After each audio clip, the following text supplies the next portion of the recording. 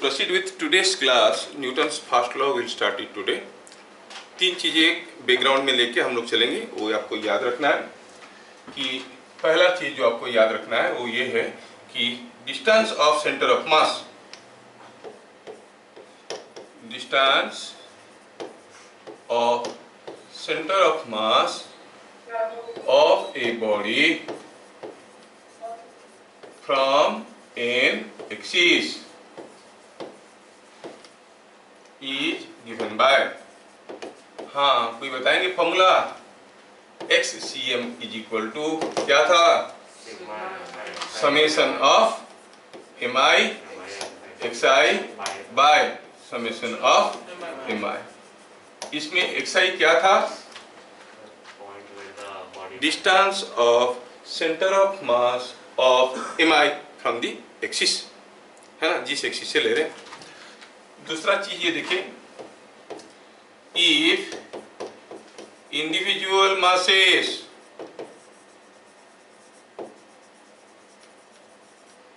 Are given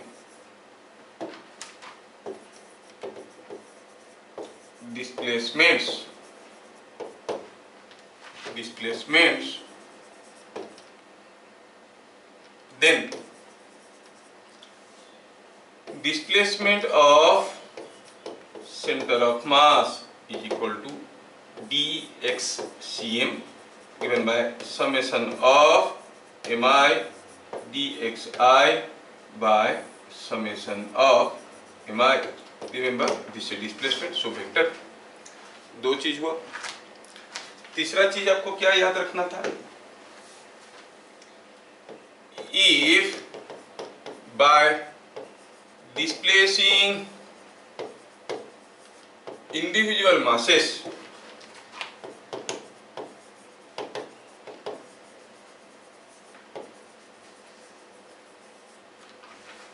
the center of mass does not change, then dxcm was 0, मतलब summation of mi dxi is equal to 0। ये भी हम बता चुके हैं प्रीवियस क्लास, नहीं? And last and the most important for you is for a system of two masses, for a system of two masses m1 and m2, if the masses are moved in opposite directions, ये सब previous class हम लोग देख चुके हैं। opposite directions by x1 and x2, then center of mass of system will not be displaced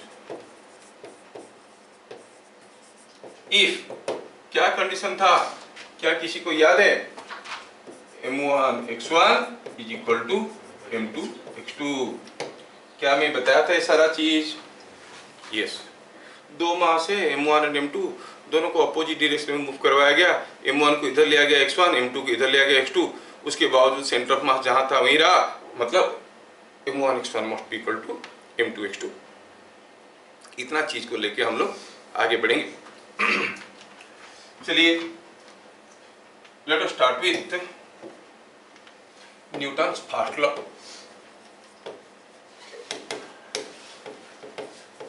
अब आप लोग इतने बड़े हो चुके हो कि कोई आपको फर्स्ट लॉ का स्टेटमेंट नहीं पूछेगा, नहीं बोलेगा कि राइट न्यूटन्स फर्स्ट लॉ, क्योंकि सबको it is just available at the tip of the tongue to everyone. क्या? as long as no external force is applied, external unbalanced force is applied on a body, नहीं, it remains in its state of rest or of motion along a straight line। ठीक है, तो statement लिखने की कोई जरूरत नहीं, कुछ जो इंपॉर्टेंट टर्म्स है उसको समझ लेते हैं। पहले देखते हैं कि व्हाट इज एक्सटर्नल फोर्स। इसका मतलब क्या है? एक्सटर्नल फोर्स का मतलब क्या है?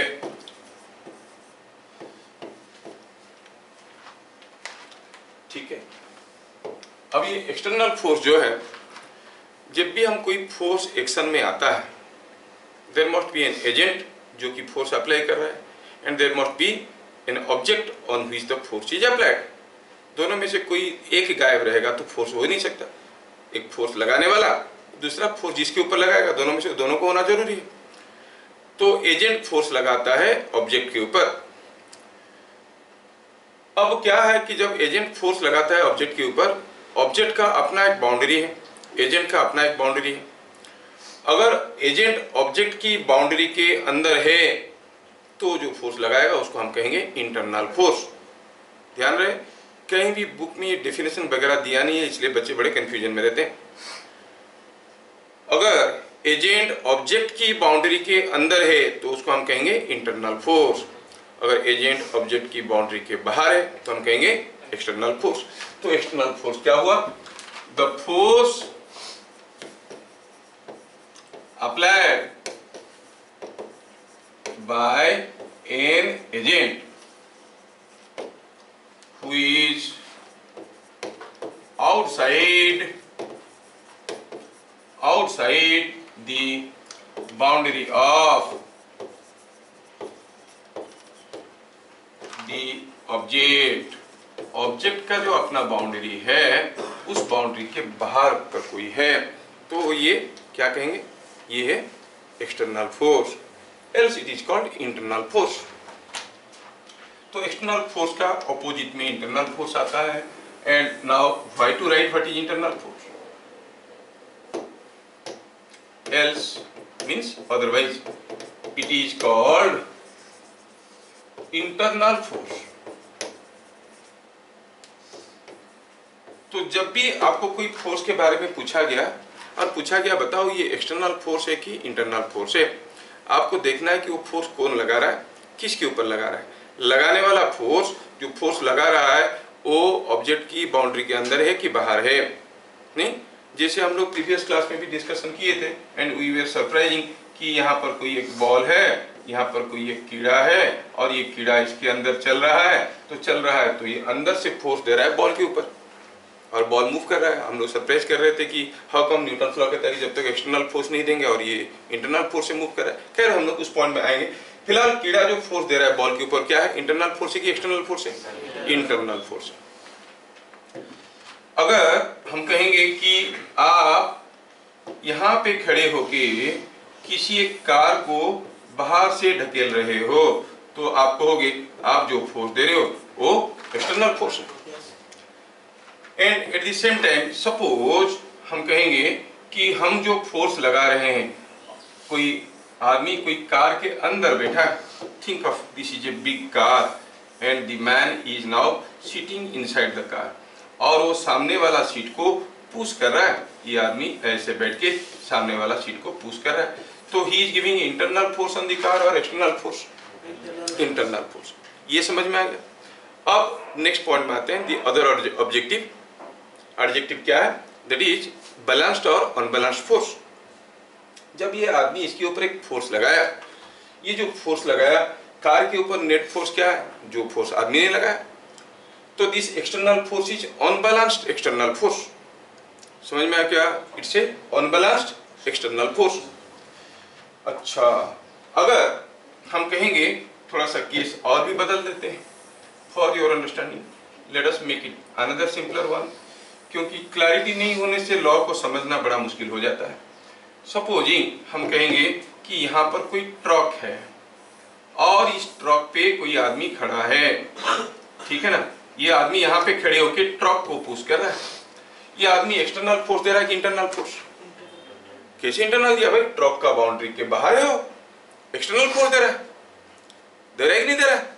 It is pushing the truck and truck का अपना बाउंड्री तो आपको दिख रहा है, ये ट्रक का बाउंड्री है। ट्रक के बाउंड्री के बाहर ये आदमी खड़ा है, is giving external force. But सोचो, क्या ये सिर्फ ट्रक को पुश कर रहा है हाथ से? नहीं, पांव से भी तो पुश कर रहा है कि नहीं? अगर वो पाँव से पुश नहीं कर पाएगा ट्रक को, मान लो उसके पाँव के नीचे ऑयल डाल देंगे, तो क्या ये ट्रक को पुश करेगा? पुश करेगा तो खुद फिसल जाएगा। He is pushing it successfully, means वो खुद जो फिसलने की कोशिश कर रहा है उसको कोई रोक रहा है, हो सकता है वो फ्रिक्शनल फोर्स है, लेकिन वो पाँव से ट्रक को पीछे की तरफ पुश कर रहा है, हाथ से ट्रक को आगे की तरफ पुश कर रहा है। ही is giving external force, but that external force is balanced external force. समझ में आया क्या? नेट एक्सटर्नल फोर्स क्या है? जीरो। यहां पर नेट एक्सटर्नल फोर्स जीरो नहीं है, it's a unbalanced external force, this is a balanced external force. Think of the man inside the car. जब वो हाथ से आगे वाला सीट को पुश कर रहा है, अपना बैक से पीछे वाला सीट को भी पुश कर रहा है, कर रहा है कि नहीं कर रहा है? So he is giving an internal force, but balanced internal force और unbalanced internal force? Balanced internal force. External force balanced भी हो सकता है, अनबैलेंस्ड भी हो सकता है, but internal force is always balanced. ये हो नहीं सकता कि अनबैलेंस्ड इंटरनल फोर्स दे। समझ में आ रहा है क्या? अनबैलेंस्ड इंटरनल फोर्स हो दे नहीं सकता। तो इंटरनल फोर्स बैलेंस्ड फोर्स है, तो नेट इंटरनल फोर्स क्या हो गया? Zero. Internal force can not move a body because net internal force is always zero, but net external force may be zero, may not be zero. क्या मेरी बात समझ में आ रहा है? Yes, sir. Net external force may be a balanced force, may not be a balanced force, but internal force is always a balanced force. तो समझ में आ रहा है? Why external force can only move a body, why not internal force? Internal force is always a balanced force, it can not move a body. क्या मेरी बात समझ में आया? Yes. तो पॉइंट नंबर 2 में इसको लिखेंगे। ये पॉइंट नंबर 1 गया, पॉइंट नंबर 2 में लिखेंगे। क्या लिखेंगे? External force on a body may be balanced or unbalanced। ये बैलेंस्ड भी हो सकता है, अनबैलेंस्ड भी हो सकता है। कौन? External force. But internal forces exist in pair. एक इंटरनल फोर्स हो नहीं सकता, कम से कम 2 इंटरनल फोर्स होगा। इधर को पुश करा और पीठ से दूसरे को पुश करा। समझ में आ रहा है? Internal forces always, but internal forces exist in pair and net internal force is always zero. ये याद रखना, नेट इंटरनल फोर्स इज, ये जो नेट इंटरनल फोर्स है ये ऑलवेज है जीरो। ठीक है? ओहो, net internal force is always zero.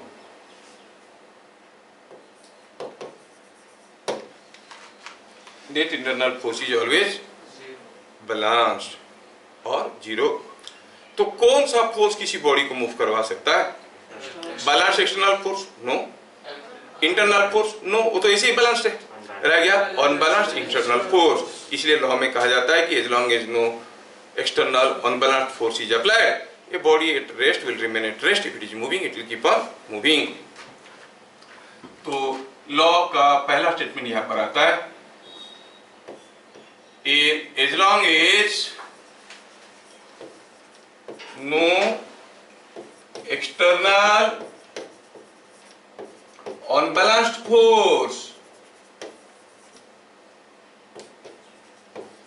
is applied on a body, it continues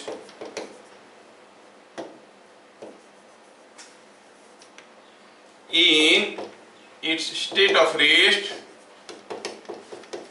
state of rest or motion with constant velocity। जब तक कोई नेट फोर्स नहीं आएगा, उसका एक्सीलरेशन नहीं होगा, तो वेलोसिटी कांस्टेंट रहेगा। रेस्ट में है तो रेस्ट में रहेगा। तो न्यूटन क्या बताएंगे तो हमें भी मालूम है, बस वो एडजेक्टिव वगैरह यूज किए थे तो हमें समझने में थोड़ा दिक्कत होता था, और कभी कभार हम कंफ्यूज भी होते थे। वो कीड़ा बॉल के अंदर होते हुए बॉल को मूव करवा रहा है, या फिर किसी बॉम्ब को हम थोड़ा सा फायर दे देते हैं तो the bomb explodes, we have not given any external force. We switch on the fan and the fan starts moving. We have given some electrical energy and we find the fan is moving. We have not given any external force. फिर भी ये fan move करने लगा. So we were surprising with all these confusions. But then law का बड़ा limitation है. क्या है? ध्यान रहे, न्यूटन्स लॉज का सबसे बड़ा limitation है are applicable only for point masses. Only for point masses.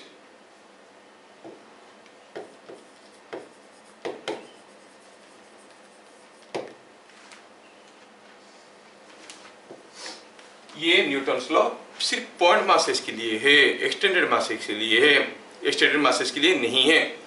कोई एक्सटेंडेड मासेस है, डिस्ट्रीब्यूटेड मास सिस्टम है, हम कह सकते हैं कि ये पॉइंट मास है. कहां पर है? एट द सेंटर ऑफ मास.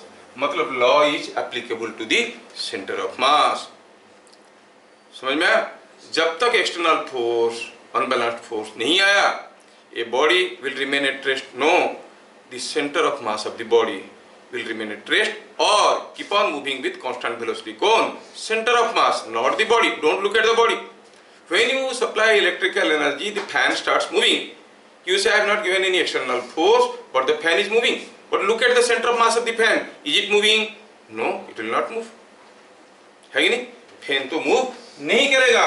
अगर हम कहेंगे थोड़ा आपको और समझाने के लिए, सपोजिंग हम कहेंगे ये है कोई फैन का हेड, ये है उसका एक विंग, ये है एक दूसरा विंग और ये है एक तीसरा wing. And you know as the masses are uniformly distributed, the centre of mass has to be at the centre. जब पंखा चलने लगेगा आप देखोगे the entire parts of the body are moving but the centre of mass is not moving because you have not given any external force. समझ में आया क्या? लेकिन सोचो कि यहां से कोई एक विंग को मैं बाहर निकाल दिया, क्या आप सेंटर मास अपनी सेंटर में नहीं? कहां है? ऊपर की तरफ है कि नीचे की तरफ है? ऊपर की तरफ है. Whenever any mass is removed from a system, center of mass moves away from the removed part. मतलब center of mass अभी कहीं यहाँ पे आ गया. अब अगर पंखा को आप सप्लाई दे दोगे, क्या पंखा नहीं चलेगा? चलेगा, लेकिन जैसे पहले चल रहा था वैसे नहीं चलेगा. उसका हेड ऐसे ऐसे घूमने लगेगा. आप देखोगे एक समय में उसका हेड, कुछ मैं थोड़ा सा फिगर को बढ़िया से करने की कोशिश कर रहा हूँ. Just a minute. ये मान लो कि ये फैन है, ठीक है. फैन मान लो एक समय में ऐसे था, तो आप देखोगे थोड़ी समय के बाद ये फैन घूम के कुछ ऐसा आ गया है, ये पोजीशन में. मतलब ये ऐसा मूव कर रहा है कि फैन का सेंटर ऑफ मास हरदम ऐसे ही रहता है, जहां था वही रहता है. The head of the fan has started moving. समझ में आ रहा है क्या? अब देखोगे जो फैन का हेड है, एक विंग निकाल दोगे तो वही ऐसे ऐसे घूमने लगेगा. अपनी चारों तरफ तक घूमेगा, लेकिन साथ साथ ऐसे घूमेगा कि हरदम centre of mass will be there where it is.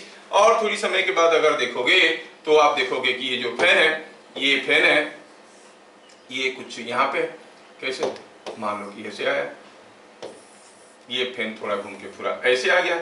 So the fan will keep moving in such a way, ये ऐसे ऐसे घूमने लगेगा कि सेंटर ऑफ मास हरदम रेस्ट में रहेगा और पंखा का हेड ही घूमने लगेगा. समझ में आ रहा है क्या? दूसरा मास जोड़ दो तो सेंट्रल मास बीच में आ गया, अब फैन फिर से सीधा हो जाएगा.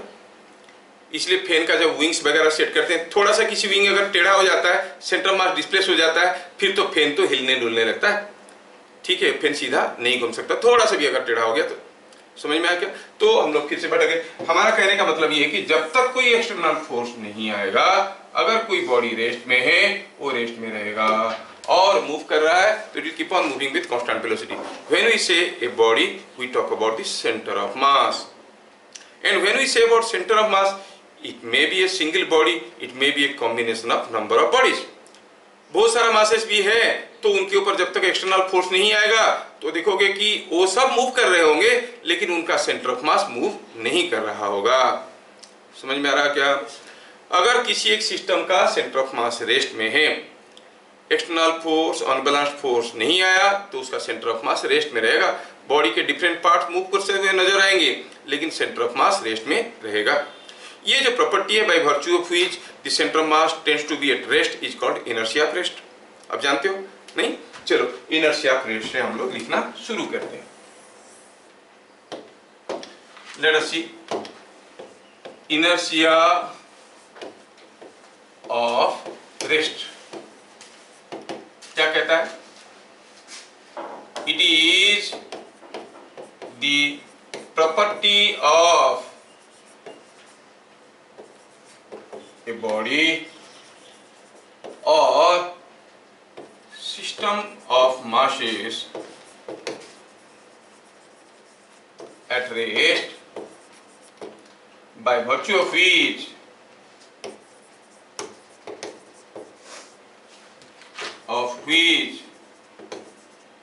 its center of mass, by virtue of which the center of mass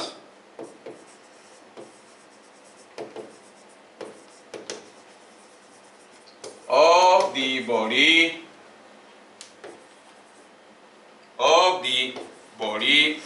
or system remain at rest in absence of external force, external unbalanced force।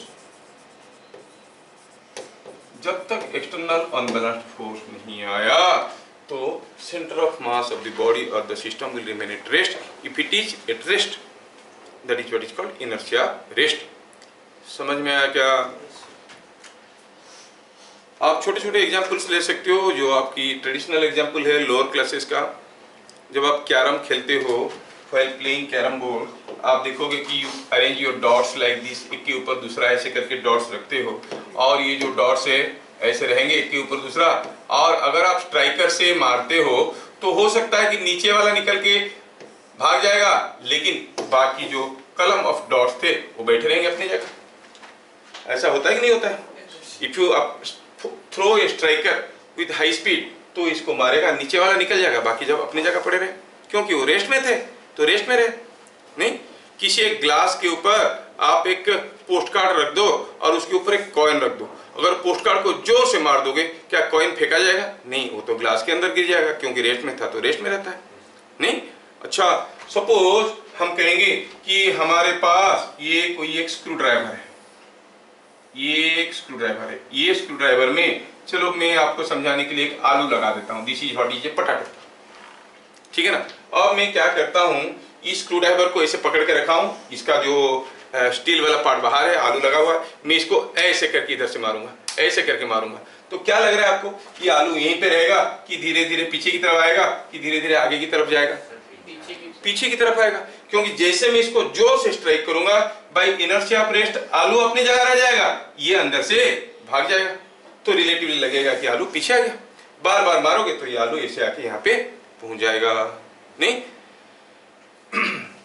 तो बात ये हुआ कि अगर मैं ये जो आलू है यहाँ पे वो बिकॉज ऑफ रेस्ट था, जब मैं इसको सडनली फोर्स दिया it could not take the force, क्योंकि कोई फोर्स भी किसी बॉडी के ऊपर कुछ समय के लिए आएगा तो एक्सीलरेट करेगा। सडन अगर जर्क देता हूं तो आप देखोगे ये बाई इनर्शिया ऑफ रेस्ट अपनी जगह रह गया और ये निकल गया। कोई ग्लास प्लेट है, आप अगर एक मुक्का मारोगे तो ग्लास प्लेट टूट जाएगा, लेकिन अगर बुलेट एक तो फायर कर दोगे तो वो बुलेट उसके अंदर से छेदा करके निकल जाएगा, it will not break. That means unless until an external unbalanced force, जिसका सेकंड पार्ट है जो यहाँ पर नहीं कहा गया, acts on a body for an appreciable time, कुछ समय के लिए एक्ट नहीं करता है, खाली फोर्स आया और समय नहीं दिए तो तभी कोई इफेक्ट नहीं होगा। यहाँ पे तो कहा गया है कि as long as no external unbalanced force is applied, अगर कोई बॉडी रेस्ट में है वो रेस्ट में रहेगा।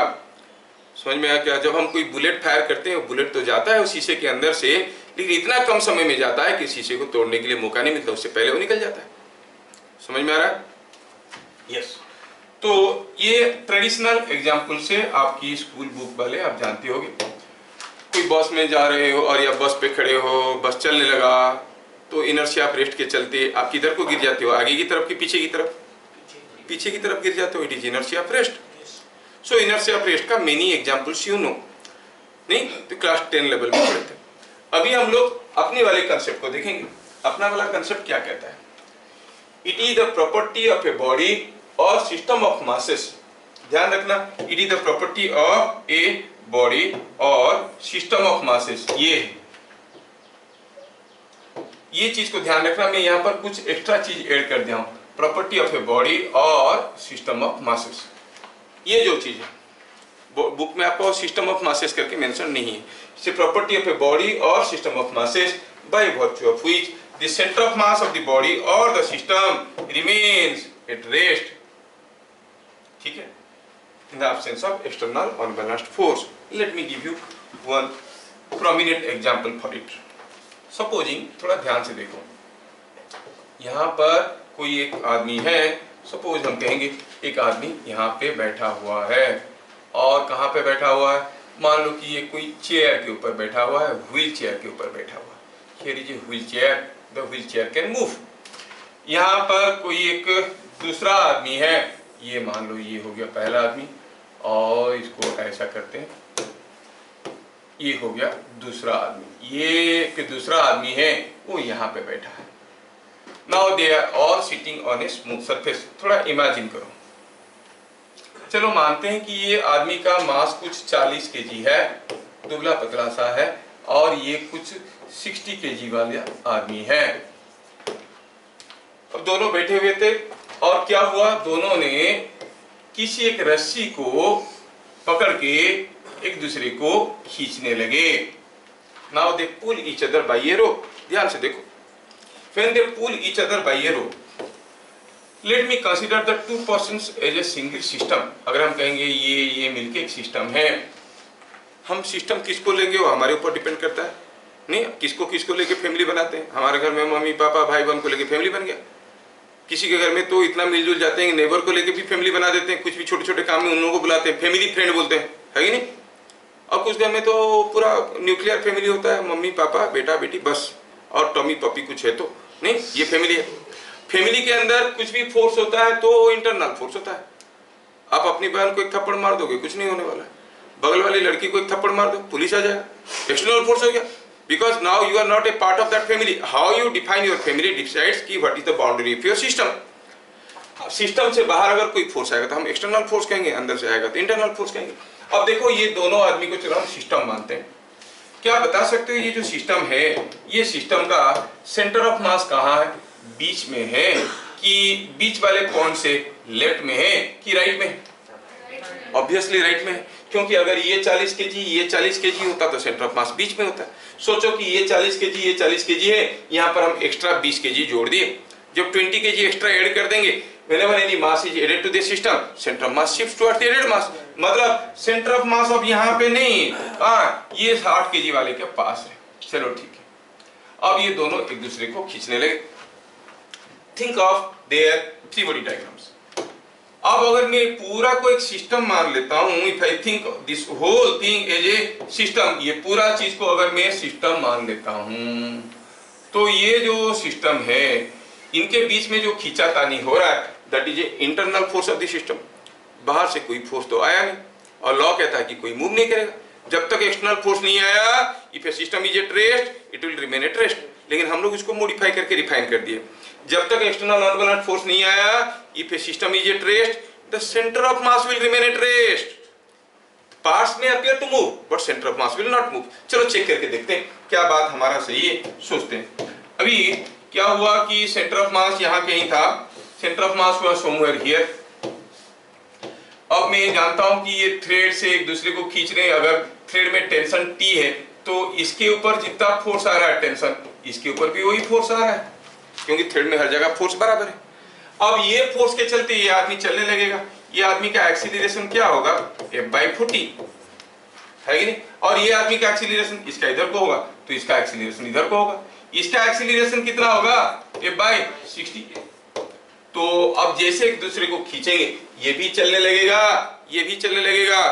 आपको कह रहे सर इंटरनल फोर्स यार चल रहे हैं। नहीं, don't worry, wait will see. They are appearing to move. ये मूव कर रहा है, ये मूव कर रहा है। क्यों मूव कर रहे हैं? इंटरनल फोर्स के चलते, बट कोई एक्सटर्नल फोर्स नहीं है।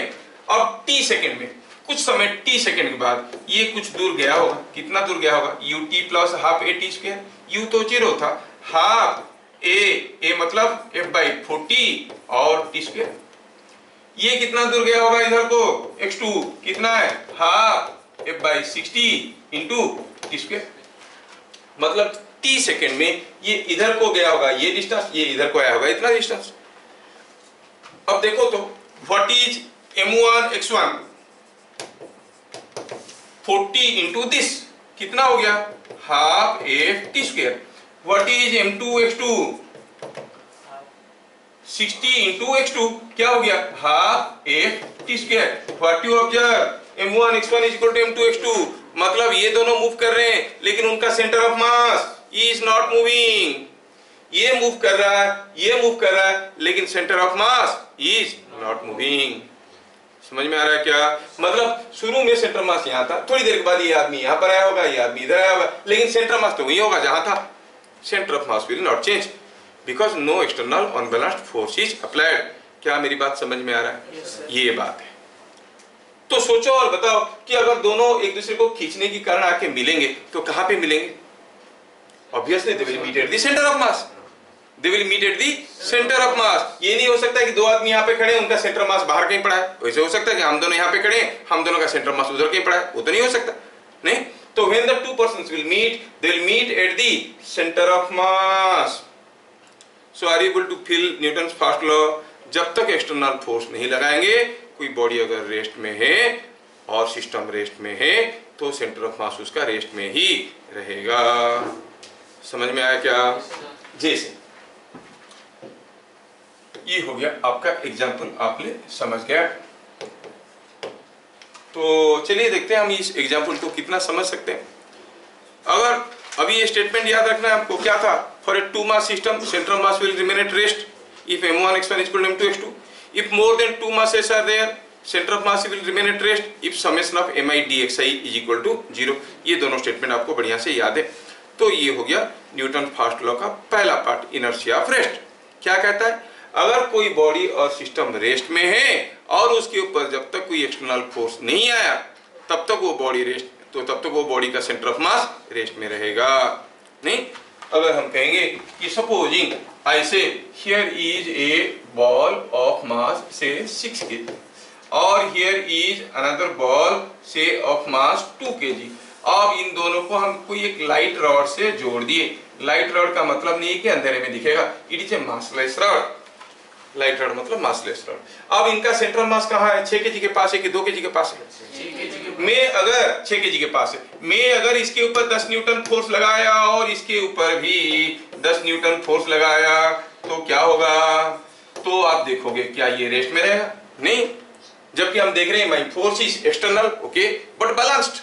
लॉ कहता है कि जब तक एक्सटर्नल अनबैलेंस्ड फोर्स अप्लाई नहीं करेंगे। अब क्या होगा? होगा क्या? ये घूमने लगेगा, ये घूमने लगेगा, दोनों घूमने लगेंगे, but this point, the point centre of mass will not move. आप देखोगे बड़ा वाला मास छोटे वाले सर्किल में घूमने लगा है और छोटा वाला मास एक बड़ा वाला सर्किल में घूमने लगा है नहीं? है ये बात है।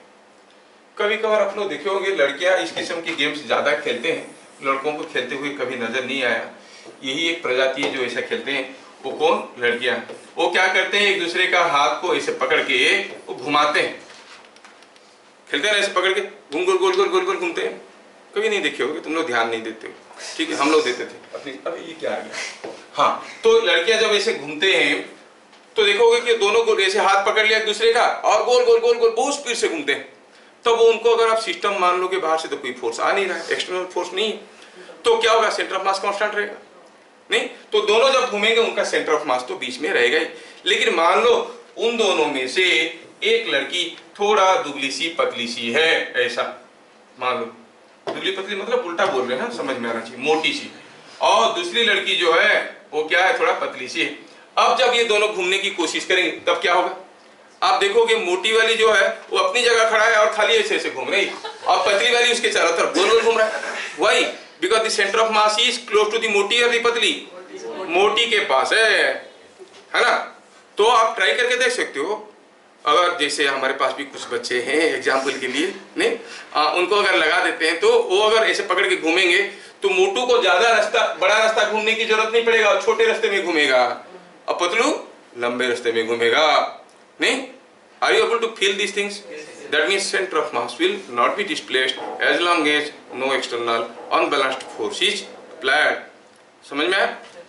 ठीक है, ये बात है। तो जो हमें समझ में आया उसको और एक स्टेप आगे चलते हैं। लॉ कहता है कि जब तक एक्सटर्नल फोर्स नहीं देंगे क्या होगा, अगर एक्सटर्नल फोर्स देंगे तो क्या होगा? न्यूटन फर्स्ट लॉ तो नहीं बोल रहा है। अगर कोई बॉडी के ऊपर एक्सटर्नल फोर्स नहीं देंगे और वो रेस्ट में है तो सेंटर ऑफ मास रेस्ट में रहेगा। अगर कोई बॉडी रेस्ट में है और उसके ऊपर एक्सटर्नल फोर्स दिए तो वो फर्स्ट लॉ में नहीं कहा गया, बाद में कहा जाएगा, but here we have to discover. Obvious है, कोई बॉडी रेस्ट में उसके ऊपर एक्सटर्नल फोर्स दोगे तो क्या होगा? मूव करेगा। किधर को मूव करेगा? In the direction of force और in any other direction? Direction of force. कोई बॉडी रेस्ट में है, उसके ऊपर एक फोर्स लगाओगे, the body will move in the direction of force. But here you must know, body means the centre of mass, the centre of mass will move in the direction of force. समझ में आ रहा है क्या? Centre of mass will move in the direction of force. Supposing हम कहेंगे कि यहां पर कोई एक बहुत बड़ा सा मैग्नेट है, यहां पर कोई एक डंडा था और ये डंडे के साथ क्या हुआ, यहां पर लगा है कोई एक आयरन मास, पकड़ के रखे थे और छोड़ दी। मैग्नेट खींचेगा? खींचेगा? लकड़ी को तो नहीं खींचेगा, खींचेगा तो लोहे को खींचेगा। और हरदम इस लोहे के ऊपर इधर को फोर्स आएगा, the force is always in this direction. इसको इधर खींचेगा, अभी घूम के यहां पर आएगा, तभी इधर को ही खींचेगा, इधर को ही हरदम खींचेगा। So the force acting on this danda and the लोहे का block is always in this direction. The body will move. Body will move means who? The center of mass. आप देखोगे जैसे ये खींचेगा ना, ये डंडा ऐसे सीधा नहीं जाएगा, ऐसे घूमते हुए ऐसे जाएगा। लेकिन इसका सेंटर ऑफ मास, मान लो ये लकड़ी है, हल्का है, ये लोहा है, तो सेंटर ऑफ मास कुछ यहाँ पे होगा। आप देखोगे ऐसा मूव करेगा, ये डंडा ऐसा मूव करेगा कि इसका जो सेंटर ऑफ मास है वो इसी लाइन पे ही जाने लगेगा। It will not deviate its path because the force is always like this. तो ये डंडा ये ऐसा था, ऐसा होके इधर चले जाएगा, लेकिन आप देखोगे ये वाला point is always moving along a straight line. Center of mass keeps moving in the direction of force. जब भी कोई एक्सटर्नल फोर्स अप्लाई करेंगे, कोई बॉडी रेस्ट में है तो उसका सेंटर ऑफ मास किधर मूव करेगा? In the direction of external force. समझ में आया क्या? कभी आप दौड़ते दौड़ते किसी एक स्मूथ रीजन में चले गए जहां पर आपकी पांव फिसल गया, आप गिरे। कैसे गिरते हो सोचो। अगर आप जंप करके मान लो आ गए किसी एक रीजन में, suppose you jump from somewhere here, तो कहीं से आप जंप करके आया और ये स्मूथ रीजन में आए, जैसे फिसले, आप कैसे गिरते हो? धूम करके ऐसे गिरते हो कि नहीं गिरते हो? वाई? बिकॉज जब फिसल गए, गिरने लगे, कौन गिरा रहा है आपको? आपके ऊपर क्या क्या फोर्सेस है? कोई फ्रिक्शनल फोर्स तो है नहीं, ओनली नॉर्मल रिएक्शन है और वेट है, दोनों वर्टिकल फोर्स है। नेट फोर्स जीरो नहीं है, तो जीरो होते तो आप खड़े रहते, जीरो नहीं है बोल के गिरे, mg ज्यादा हो गया गिरे, तो नेट फोर्स वर्टिकल है, तो your centre of mass will move vertically down. और आपका सेंटर मास कहाँ है आपको मालूम है? कहाँ है? जहां पर आपका हैवी मास कंसंट्रेटेड है, तो यहाँ पे तो वो वाला पार्ट सीधा नीचे गिरेगा। You can make this small experiment. आप किसी एक वेरी स्मूथ सरफेस के ऊपर, किसी एक वेरी स्मूथ सरफेस के ऊपर एक डंडे को खड़ा करो। सपोज हम नीचे ऑयल डाल दिए, अब ये ऑयल डाल दिए, इसे perfectly smooth, there is no friction. अब ये डंडा ऐसे खड़ा है, ये पेंसिल ऐसे खड़ा है, थोड़ा सा पेंसिल को फूक मार दो, डिस्टर्ब कर दो, थोड़ा सा डिस्टर्ब कर दो, अब ये गिरेगा। जब गिरेगा, क्यों गिरा? Not because you pushed, you have displaced, थोड़ा सा डिस्प्लेस किए हो। अब ये गिरेगा तो उसका वेट और नॉर्मल रिएक्शन दो ही फोर्स है। जब वो गिर रहा था उसके ऊपर क्या फोर्स है? mg एंड नॉर्मल रिएक्शन, दोनों फोर्स वर्टिकल है। दो वर्टिकल फोर्स का रिजल्टेंट भी तो वर्टिकल होगा। वर्टिकल फोर्स है मतलब net force is vertical, the body will move vertically. लेकिन आपको तो लग रहा है कि गिरेगा ऐसे, नहीं, body will move vertically means the centre of mass will move vertically. आप देखोगे जब ये यहां से गिरेगा, ऐसे करके गिरेगा, this point will be moving vertically down, मतलब जब तक ये ये पॉइंट सीधा नीचे ऐसे आने लगेगा, जब तक ये पेंसिल ऐसे टेढ़ा हो गया होगा, आप देखोगे पेंसिल इस पोजीशन में आ गया है, निचला हिस्सा फिसलने लगा है, और कुछ समय के बाद ये पेंसिल कुछ ऐसे गिरेगा और ये पॉइंट सीधा आके यहाँ पे मारेगा। एंट्रांस में आ चुका है, A thin bar is standing vertically on a smooth surface. If it is slightly displaced, इसका लेंथ L था. What will be the displacement of the lowest end? Lower and का डिस्प्लेसमेंट क्या होगा? Centre of mass is coming straight way down. Centre of मास यहाँ से यहाँ पर आ गया, मतलब ये लेंथ जितना होगा ये लेंथ उतना होगा. ये पूरा L है तो ये होगा L/2. क्या मेरी बात समझ में आ रहा है? yes. जब तक एक्सटर्नल फोर्स नहीं लगाएंगे centre of mass at rest means it will remain at rest. अगर सेंटर ऑफ मास रेस्ट में है और आपने एक्सटर्नल फोर्स लगाया, centre of mass will start moving in the direction of external force. समझ में आ रहा है? It is not only for a body, it's for a system of masses. लिखेंगे स्टेटमेंट को, थोड़ा ये भी देख लो. मान लो कि यहाँ पर कोई एक मास रखा है, यहाँ पर कोई एक मास रखा है, यहाँ पर कोई एक मास रखा है, और सपोज इनका सेंटर ऑफ मास यहाँ पे है. आपने इस जो मास है इसके ऊपर एक फोर्स लगा दिया ऐसे. अब ये तीनों मास का सेंटर मास यहाँ था. आप देखोगे जैसे आपने ऐसे फोर्स लगाया, थोड़ी देर के बाद ये मास और यहाँ तो नहीं होगा, ये मास कुछ यहाँ से यहाँ पर आ गया होगा. But if you consider this three as a system, अब इन तीनों का सेंटर ऑफ मास यहाँ था, तो इसका सेंटर ऑफ मास आपको कहाँ मिलेगा? मिलेगा कि सेंटर ऑफ मास इसी डायरेक्शन में चलने लगा है. मतलब आप देखोगे कि सेंटर ऑफ मास यहाँ था पहले, अब यहाँ पे आया, because the external force was like this on the system, centre of mass started moving in this direction. समझ में आ रहा है क्या? Centre of mass will move in the direction of force. किसका? For the system. जान लिए, बस उतने में रहो, ज्यादा पढ़ोगे दिमाग खराब हो जाएगा. तो इसको लेके जे लेवल में डिफिकल्ट क्वेश्चंस बनते हैं, how you visualise the things. और जो चीज न्यूटन का सेंटर ऑफ मास वाला कंसेप्ट को लेके बन जाता है, किसी दूसरे तरीके से थोड़ा लंबा हो जाता है. ठीक है, तो ये स्टेटमेंट को भी हम लोग थोड़ा सा लिख लेंगे, फिर आगे बढ़ेंगे. क्या था ये स्टेटमेंट? ये हम देख लिए एग्जाम्पल. लास्ट स्टेटमेंट था न्यूटन्स लॉ पे इनर्शिया ऑफ रेस्ट देख लिए, और इनर्शिया ऑफ रेस्ट पे दूसरा पॉइंट हम लोग देख लेंगे. क्या था? If an external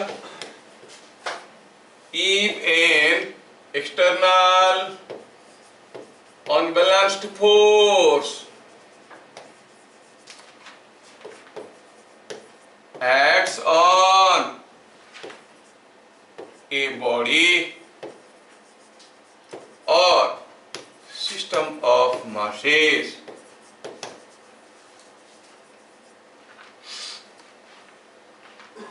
the center of mass starts moving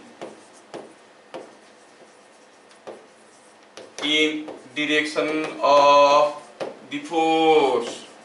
ये फोर्स की डायरेक्शन में चलना शुरू करेगा. क्या मेरी बात समझ में आ गया? ठीक है, चलिए हम सीधे अब कुछ क्वेश्चन पे आते हैं. हम इनर्शिया ऑफ रेस्ट को समझ चुके हैं, कोशिश करेंगे कि इनर्शिया ऑफ मोशन भी देखना है. ठीक है, चलिए क्वेश्चन नंबर 1. सपोज हम कहेंगे कि यहाँ पे कोई एक मैग्नेट है, और ये जो मैग्नेट है ये उसका नॉर्थ पोल है, ये साउथ पोल है, और चलो मैग्नेट का मास दिया है 50 ग्राम, और यहाँ पे कोई एक आयरन ब्लॉक रखा है, ये कितना है? 10 ग्राम का है, और इन दोनों के बीच में डिस्टेंस कितना है? चलो मानते हैं कि distance is something like 50 centimetre. क्या दिया है क्वेश्चन में? क्वेश्चन में दिया है the two blocks are kept on a smooth surface. अब इन दोनों को छोड़ देंगे तो ये मैग्नेट आयरन ब्लॉक को खींचेगा, आयरन ब्लॉक इसके पास आएगा. क्या जब आयरन ब्लॉक पास आएगा मैग्नेट अपनी जगह रहेगा? ये भी तो धीरे धीरे मूव कर रहा होगा, है कि नहीं? पूछा है कि आयरन ब्लॉक को कितना मूव करना पड़ेगा मैग्नेट के पास पहुंचने के लिए. अगर हम मैग्नेट को पकड़ के रखेंगे, नहीं छोड़ेंगे, एक्सटर्नल फोर्स दे के रखेंगे, तो ये खींचा जाएगा और पूरा 50 सेंटीमीटर आना पड़ेगा मैग्नेट के पास पहुंचने के लिए. अगर मैग्नेट को नहीं पकड़ के रखेंगे तो जैसे मैग्नेट इसको खींचेगा, ये भी तो इसको खींचेगा. There is always equal and opposite reaction, है ना? तो ये इसको खींचेगा, ये आने लगेगा और ये आने लगेगा. कौन ज्यादा जोर से चलेगा, ब्लॉक और आयरन मैग्नेट? आयरन ब्लॉक, क्योंकि उसका मास कम है. किसके ऊपर ज्यादा फोर्स होगा? फोर्स तो बराबर है. For every reaction there is an equal and opposite reaction. तो ये इसको जितने जोर से खींचेगा ये उसको उतने ही जोर से खींचेगा. दोनों एक दूसरे की तरफ आएंगे, ये जल्दी जल्दी आएगा, ये धीरे धीरे आएगा. अब बताओ आयरन ब्लॉक को मैग्नेट के पास पहुंचने के लिए कितना दूर चलना पड़ेगा? 50 सेंटीमीटर, मोर देन 50 और less than 50? Less than 50। Question है कितना चलना पड़ेगा, बताओ। Understood the question now? Question है find the distance moved by the iron block to reach the magnet. पूरा क्वेश्चन नहीं लिख रहा हूं, आपको समझ में आ गया होगा, तो लिखते हैं find distance moved by iron block to reach the magnet.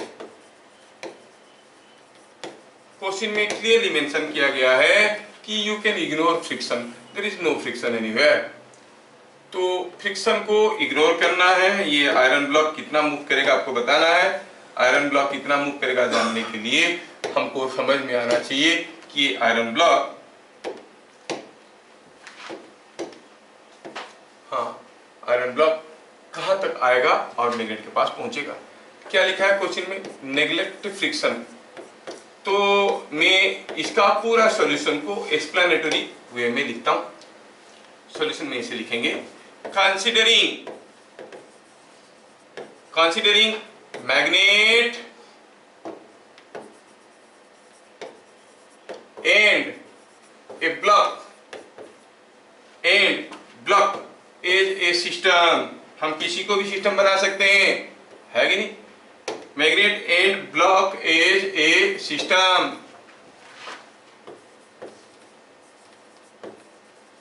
The force between them is internal force।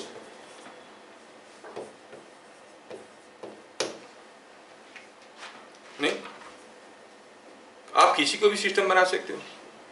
किसी लड़की को एक थप्पड़ मार दिए और वो उल्टे में बोला मैं आपको भाई बनाता हूं, तो फिर कोई तकलीफ होगा? नहीं होगा। भाई बना दिया तो सिस्टम के अंदर आ गया। जो भी मारपीट हुआ वो इंटरनल।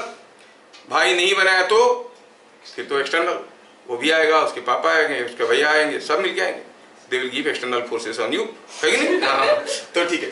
तो यहाँ पर बात ये है कि अगर हम इसको पूरा सिस्टम मान लेते हैं, तो ये अगर एक्सटर्नल फोर्स नहीं है, तो इसके ऊपर कोई एक्सटर्नल फोर्स नहीं है, तो अगर ये कुछ एक्स डिस्टेंस आएगा तो ये कुछ अलग डिस्टेंस जाएगा, और क्या होगा कि centre of mass of this system will remain at rest. तो क्या लिखे हम? Considering magnet and block as a system, the force between them is internal force, so centre of mass does not change. मतलब M1 हो गया मान लो 10 ग्राम, कितना जाएगा? मान लो x1 इज x, M2 हो गया 50 ग्राम, इसका करेस्पॉन्डिंग x2 कितना होगा? ये पूरा 50 है ना, तो ये हो जाएगा 50 माइनस x। और हम जानते हैं कि centre of mass does not change, मतलब M1 x1 must be equal to M2 x2, है कि नहीं? क्योंकि कोई एक्सटर्नल फोर्स नहीं आया। M1 x1 is equal to M2 x2 implies x is coming 45 centimetre बेटा। यस, देखो ये लोग निकाल चुके हैं।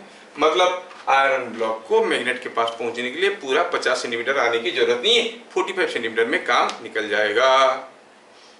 समझ में आया क्या? अच्छा, क्वेश्चन नंबर 2।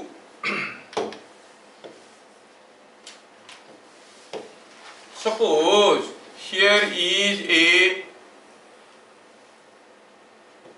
boat। ये बोट जो है, ये बोट का मास दिया हुआ है। यहाँ पर कोई एक आदमी है जो इसके ऊपर खड़ा है। दिया है कि ये जो बोट है आपका, this boat is something like 10 metre long. ये बोट 10 मीटर लंबा है, बहुत बड़ा सा बोट है। ये आदमी कितने केजी का है? मान लो ये आदमी 50 केजी का है। बोट मान लो 200 केजी का है। The man and the boat system is at rest। The man and boat system is at rest in water। ये जो आदमी वाला सिस्टम है, ये क्या है? ये रेस्ट में है।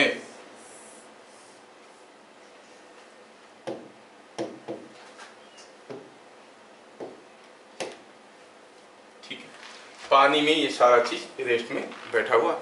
अब ठीक है,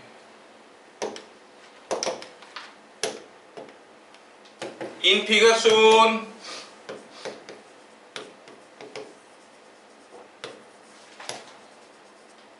the man and boat were at rest। ये सिस्टम पूरा रेस्ट में था, आपको फिगर दिख रहा है क्लियरली। अच्छा, the man and the boat were at rest, ठीक है।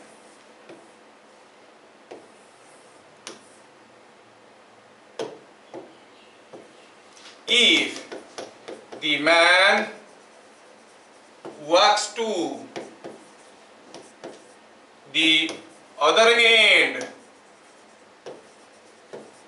of boat, ये बोट का दूसरे एंड को चलते हुए निकल गया। फाइंड डिस्प्लेसमेंट ऑफ मैन, आदमी का डिस्प्लेसमेंट क्या होगा? आप बोलोगे कितना सिंपल है सर, 10 मीटर का बोट है और यहाँ से चल के यहाँ पर गया तो आदमी का डिस्प्लेसमेंट 10 मीटर हुआ। लेकिन नहीं, if I consider the man and boat as a system, अब वो जब चला तो एक दूसरे के ऊपर फोर्स लगा के बोट पे चला, भाई पुशिंग द बोट चल रहा है। और आपको मालूम होगा कि जब वो आगे की तरफ चल रहा है, वो बोट को किधर को पुश कर रहा है, तो फिर वो आगे की तरफ जा रहा है, क्योंकि बोट उसके ऊपर आगे की तरफ फोर्स दे रहा है, वो बोट के ऊपर पीछे की तरफ दे रहा है। तो आदमी जब चलने लगेगा, बोट पीछे की तरफ चलने लगेगा। मतलब जब वो आदमी यहाँ पर पहुंचेगा, वो इनफैक्ट यहाँ पे नहीं होगा, बोट तो पीछे आ गया होगा। Displacement of the man will be 10 metre और मोर देन 10 मीटर और लेस देन 10 मीटर। कैसे 10 मीटर? अबे बोट इधर आ रहा है ना, जब आदमी इधर जा रहा है, बोट पीछे की तरफ आ रहा है। ओहो, समझ में नहीं आ रहा। जब ये आदमी चलेगा, जब आप चलते हो ग्राउंड को पीछे की तरफ पुश करते हुए चलते हो कि आगे की तरफ पुश करते हुए? पीछे की तरफ। जब वो आदमी चलेगा, वो बोट को पीछे की तरफ पुश करेगा। When the man goes in this direction, he will push the boat in the opposite direction।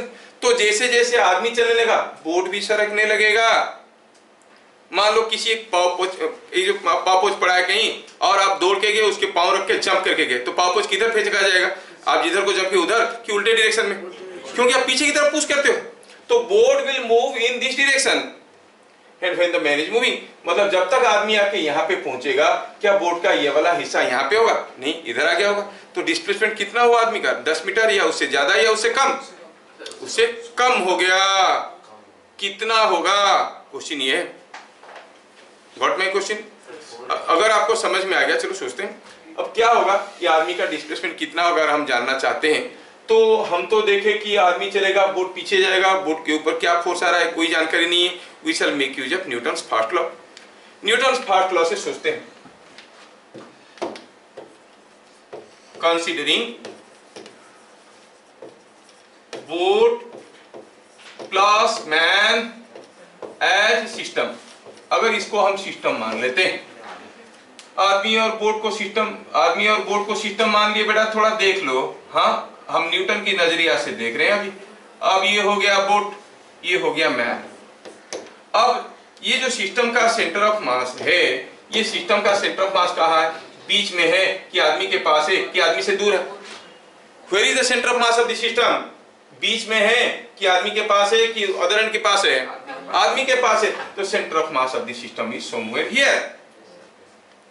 नहीं, सेंटर ऑफ मास ये आदमी का कहीं यहाँ है। जैसे आदमी दूसरे एंड में चले जाएगा, सेंटर मास को फिर से आदमी के पास जाना है, क्योंकि सेंटर मास हरदम आदमी के पास ही रहेगा। Learn the logic, don't run for the answer, answer you may gate, but if you don't understand the logic, दूसरे क्वेश्चन में अप्लाई नहीं कर पाओगे। 2 की जगह 3 आदमी कर देंगे, फंस जाओगे। इधर भी एक है, इधर भी एक है, ये भी आ रहा है, वो भी जा रहा है, आप करते रहो, कुछ नहीं समझ में आएगा। समझो लॉजिक को। सेंटर ऑफ मास कहाँ था? आदमी के पास था। जब ये आदमी इधर आ जाएगा तो फिर इसके पास भी रहेगा। मतलब सेंटर ऑफ मास हरदम आदमी के पास रहता है। साथ साथ क्योंकि कोई एक्सटर्नल फोर्स नहीं है, सेंटर ऑफ मास जहां था वहीं रहता है, जहां था वहीं भी रहता है और आदमी के पास भी रहता है। ये बड़ा मिराकुलस चीज है। तो इसका मतलब ये हुआ जब तक ये आदमी आके इधर पहुंचेगा सेंटर ऑफ मास को आदमी के पास भी रहना है और जहां था वहीं रहना है, मतलब तब तक ये बोर्ड कुछ ऐसा पोजीशन में आ गया होगा। कैसा पोजीशन में? ऐसा पोजीशन में।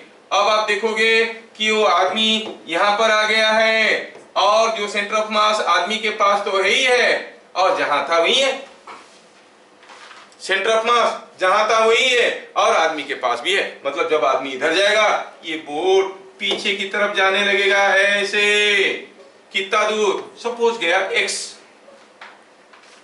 सपोज गया x, तो आदमी का डिस्प्लेसमेंट कितना हुआ?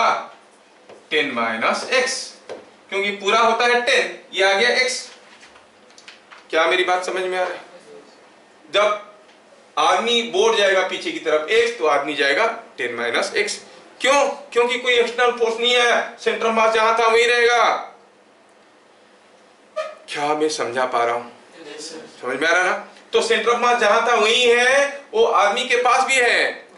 अगर कहेंगे कि board moves in the opposite direction by a distance x, तो आदमी का डिस्प्लेसमेंट क्या हुआ? बोर्ड नहीं मूव करता तो डिस्प्लेसमेंट होता 10 मीटर। ये 10 इतना छोटा क्यों दिख रहा है? थोड़ा बड़ा करके लिखते हैं। ये 10 मीटर था आदमी का डिस्प्लेसमेंट हो जाता अगर बोट मूव नहीं करता, लेकिन बोट इधर को आ गया x, तो आदमी का डिस्प्लेसमेंट 10 माइनस x हो गया। Now there are only two masses in the system. 50 kg goes in this direction by 10 minus x, 200 kg goes in this direction by a distance x, and center of mass does not change, मतलब m1 x1 must be equal to m2 x2। समझ में आ रहा है क्या? m1 x1 must be equal to m2 x2। तो हम कहेंगे as per the figure, तो हम कहेंगे for center of mass not to change, centre of मास नहीं बदलने की कंडीशन क्या है? सेंटर ऑफ मास नहीं बदलने की कंडीशन हुआ m1 x1। m1 कौन है भाई? 200 kg, 200 kg इधर को गया है x, तो 50 kg उधर को गया है 10 माइनस x। क्या मेरी बात समझ में आ रहा है? मैं बहुत डिटेल्स में क्यों नहीं लिख रहा हूं? Let us assume that the boat moves bye a distance x। इतना लिखने की जरूरत नहीं, स्कूल वाले तो नहीं पूछेंगे, हम लोग समझ पे ध्यान दे रहे हैं। बात ये तो x का वैल्यू कितना आया? 2 मीटर। यस, x आया 2 मीटर, मतलब आदमी का डिस्प्लेसमेंट कितना हुआ? 8 मीटर। वो गया 10, बोट आ गया 2, तो क्या हो गया? 10 metre. So displacement of man is 10 minus 2, that is 8 metre. क्या मेरी बात हजम हो रहा है? देखो ठीक से हजम नहीं होगा तो पेट खराब होगा, और आपका पेट खराब होना दूसरों के लिए हानिकारक है क्योंकि गैस निकलता है कि नहीं? हाँ सर एक बार प्रीवियस क्वेश्चन में जाइए। नहीं अभी नहीं। सर एक चल आप 41.6 निकल रहे हैं यहाँ पर। ये कितना है? ये x का वैल्यू क्या आ रहा था इसमें? 5 नहीं आ रहा था। What was the x value coming? 45 नहीं आ रहा था, नहीं आ रहा है। क्या है ये बोल रहा है कि नहीं आ रहा है? m1 x1 equal m2 x2 बोल रहा है। प्रीवियस क्वेश्चन में आंसर गलत है, चेक करके देखो तो। m1 x1 equal m2 x2, 10x is equal to 50 into 50 minus x is हो गया 40x, इट इज 2500 बाय 40 कितना हो गया? 250 by 4 नहीं हो रहा है क्या? 125 by 2 40 कैसे हुआ? हाँ 60 60 ओह 60। हाँ तो शायद गड़बड़ हो गया है कैलकुलेशन। सर 41.666 निकल 41.666 आ रहा है। Yes sir. अरे यार बाकी लोग तो हाँ हाँ करते रहते हैं, मैं तो कैलकुलेट नहीं किया, तुम पे भरोसा था कि तुम लोग झूठ नहीं बोलते हो। सर फिर मैं कैलकुलेट ठीक है, क्या अब आंसर सही है प्रीवियस क्वेश्चन वाले का? ठीक है। हाँ तो ये है क्या बोट और मैन वाला आदमी का क्वेश्चन क्लियर हुआ सबका? मैन था, बोट था, सिस्टम चल रहा था और हम निकाल दिए। चलिए तीसरे केस में चलते हैं।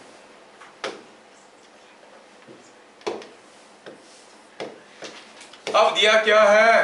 दिया ये है कि यहाँ पे कोई एक बोट है ऐसे, और ये बोट भी 100 मीटर का है, सॉरी 10 मीटर का है, और यहाँ पे कोई एक आदमी खड़ा है से 40 kg वाला और 50 kg वाला, और यहाँ पर खड़ा है कोई भारी भरकम 100 kg वाला आदमी, और बोट का मास कितना है? इट इज से 200 kg, नहीं इतना छोटा बोट पे इतने वजनदार आदमी, 400 kg का बोट है। और ये डिस्टेंस कितना है? दोनों के बीच में डिस्टेंस दिया गया है, the distance between them is something like, दिया है कि it is something like 10 metre. और ये भी दिया हुआ है कि ये पूरा का पूरा सिस्टम अभी रेस्ट में है, ये पूरा का पूरा सिस्टम अभी रेस्ट में है। कहाँ पे है? पानी पे है ना।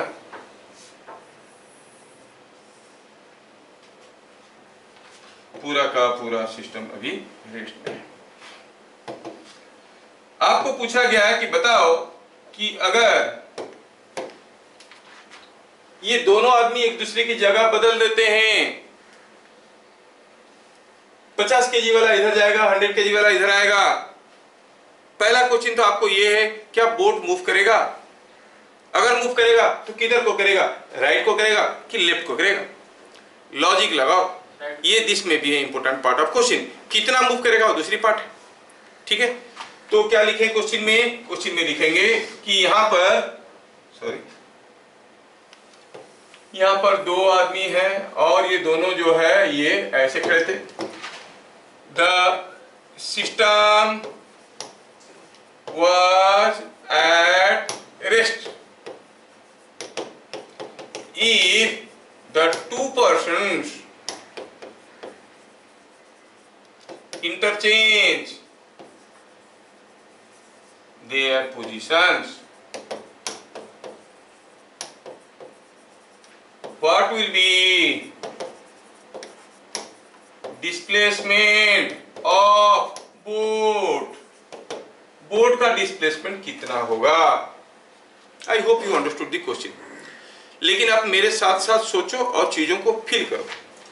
ये जो आदमी और जो बोर्ड वाला सिस्टम, ये सिस्टम कहाँ था? ये यहाँ था। सॉरी, थोड़ा सा इसको ऐसे बनाते हैं, आदमी और बोर्ड वाले सिस्टम आ जाओ, ठीक। ये दोनों यहाँ पे ऐसे खड़े थे, ठीक है, और बोर्ड का मास दिया गया था 400 kg। अब बताओ ये जो बोर्ड का सेंट्रल मास है, सिस्टम का सेंट्रल मास किसके पास था? बीच में था कि 50 kg वाले के पास था कि 100 kg वाले के पास? 100 kg वाले के पास था, ये सबको मालूम है, क्योंकि centre of mass is always close to the heavier mass. अच्छा ठीक है, जब 100 kg वाला इधर आ जाएगा, 50 kg वाला उधर चले जाएगा, कोई एक्सटर्नल फोर्स तो आया नहीं। If I consider the image system, क्योंकि कोई एक्सटर्नल फोर्स नहीं आया तो सेंटर ऑफ मास जहां था वही रहेगा। लेकिन साथ साथ उसको तो 100 kg वाले के पास रहने की आदत है। अब वो सेंटर ऑफ मास 100 kg वाले के पास भी रहेगा और जहां था वही रहेगा।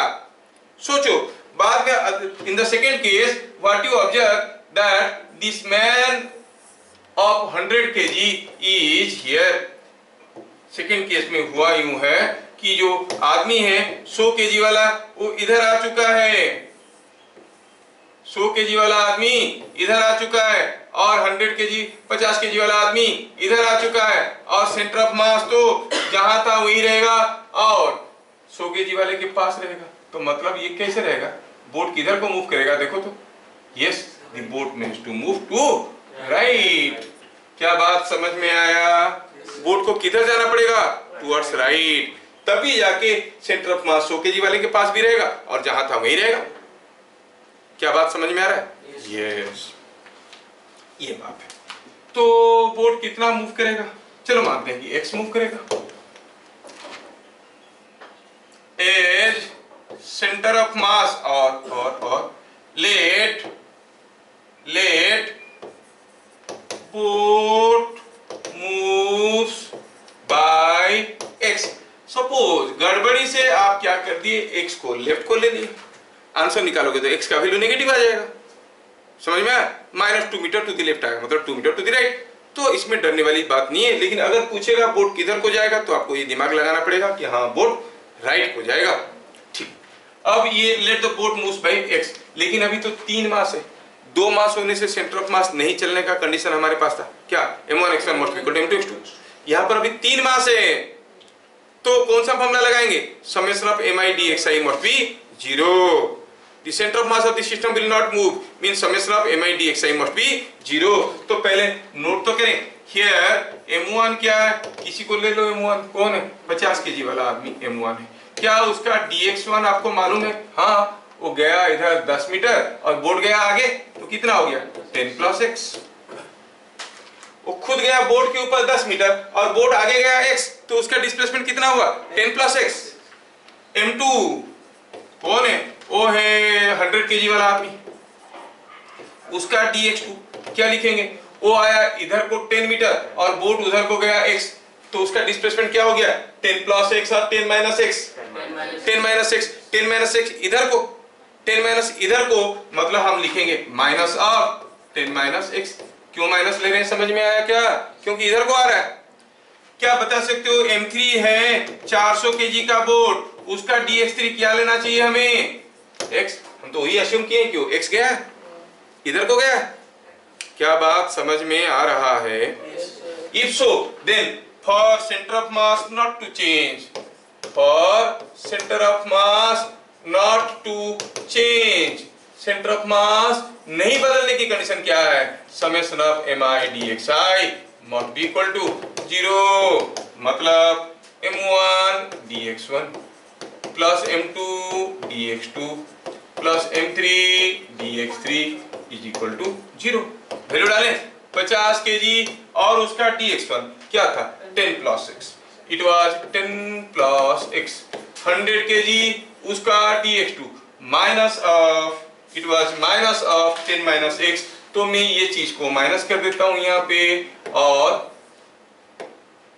इसको लिख देता हूं 10 minus x plus 400 kg into x must be 0. क्या हम यहां से x निकाल सकते हैं, the displacement of the board. क्या मेरी बात समझ में आ रहा है. आप लोग कैलकुलेशन में कभी कभार इन्वॉल्व हो जाते हो, जल्दी कैसे निकाल देंगे, अरे नहीं कंसेप्ट को पकड़ लो, कैलकुलेशन तो कोई भी कर लेगा. Can you not find out x out of it when there are number of persons changing their positions and no external force is acting on the system, the center of mass will remain same. जहां था वही रहेगा. That means summation of mi dxi will be 0. Center of mass will not be displaced. क्या मेरी बात सबको समझ में आ रहा है. Yes. कितना आया आंसर इसका, 0.2.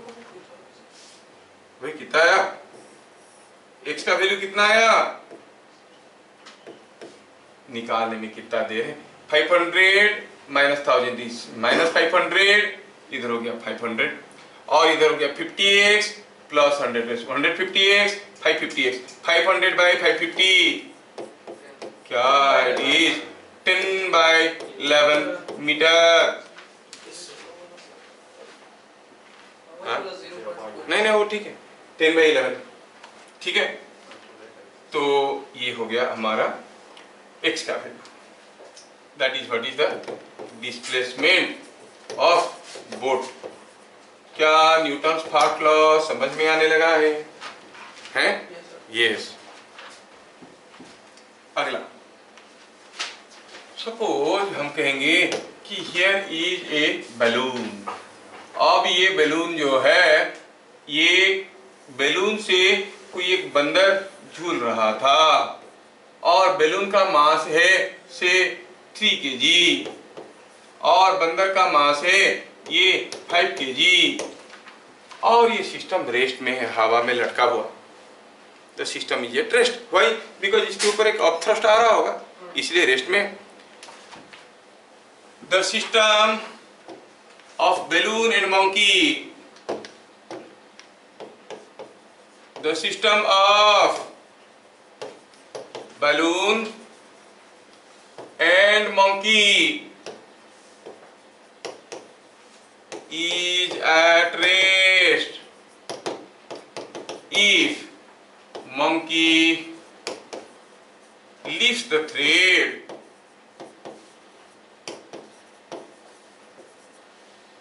and falls. बंदर छोड़ दिया और गिरने लगा.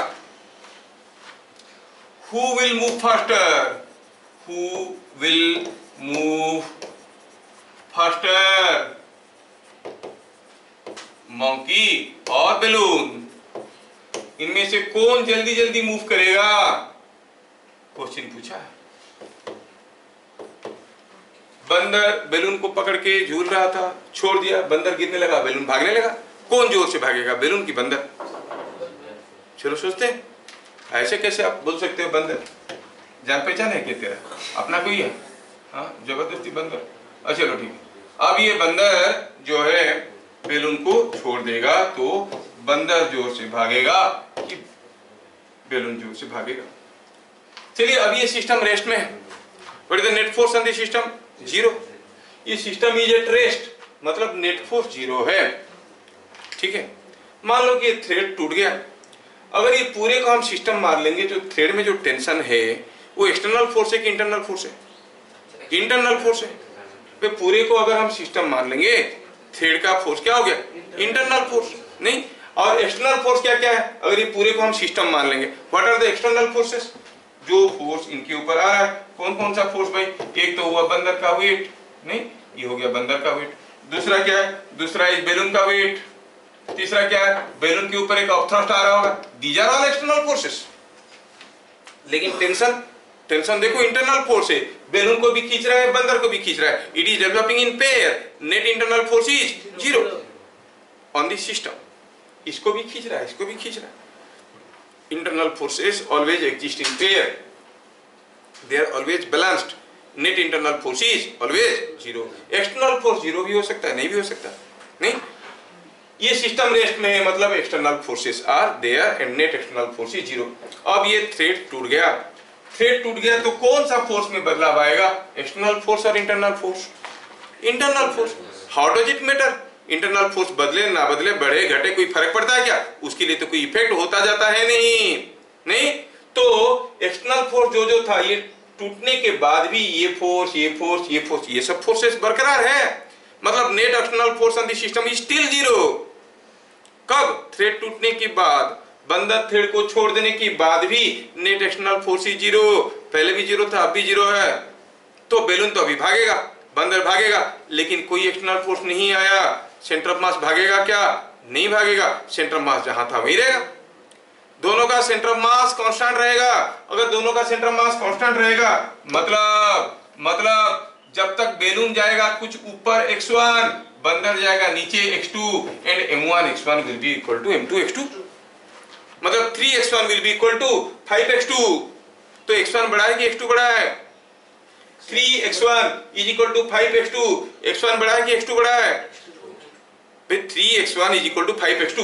3x1 is equal to 5x2। ये छोटा है तो x1 बड़ा होगा ना? x1 is more. मतलब जब ये ज्यादा डिस्टेंस जाता है, ये कम डिस्टेंस जाता है, who is moving faster? Balloon. Balloon is moving faster. अगर बैलून होता 5 kg का, बंदर होता 3 kg का, तो बंदर is moving faster. It all depends कि हाउ आर देयर मासेस। समझ में आ रहा है क्या? क्या बातें समझ में आ रहा है सबको? यस, ये चीज को लिखना है। क्या लिखेंगे इसमें? By leaving the balloon, leaving thread,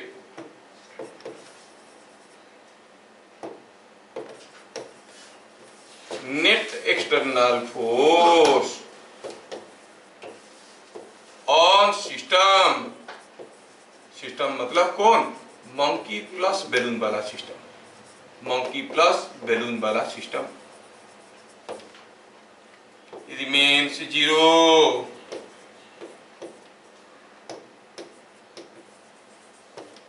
तो जब तक ये ऊपर जाएगा x1, तो हम कहेंगे सो centre of mass does not move, does not move.